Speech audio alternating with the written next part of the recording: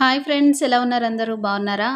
పిల్లలకి ఇష్టమైనది అట్లనే మనకు కూడా ఈజీగా అయిపోయేది ఏదైనా ఉందంటే నాకు తెలిసి అయితే టమాటా పప్పేనండి.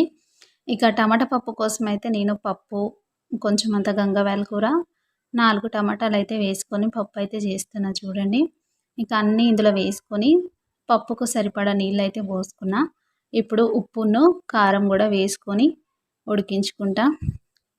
ఇది చూడండి ఫ్రెండ్స్, ఈ కుక్కరు కొత్తదనమాట. ఇది తొందరగా అయితుంది వంట గూడా. ఈ కుక్కరు ఎక్కడిది ఏందనేసి మీకు చూపిస్తున్నాను. నాకిది ఒక గిఫ్ట్ అన్నమాట. ఒక స్వీట్ మెమొరీ. ఇప్పుడు నేను చూపిస్తున్నాను. నాకెవరిచ్చిరనేది గూడా మీకు చూపిస్తా, చూసేయండి. ఇక నేనైతే కుక్కర్ మూత అయితే పెట్టేసుకున్నా, చూపిస్తున్నాను. చూడండి, నాకిది గిఫ్ట్‌గా వచ్చిందనమాట. చూసారు కదా!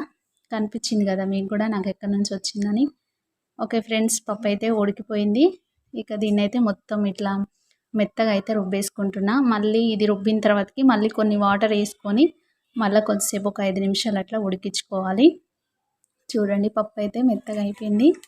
ఇక ఎండుమిర్చి ఉన్నాయి, కానీ పండు మిర్చి ఎందుకు వేస్ట్ చేయడం అని అవైతే తాలింపులో వేసిన. ఇక పప్పు అయితే తాలింపు పెట్టేసుకొని తాలింపుని పప్పులో అయితే పోసేసుకున్నా.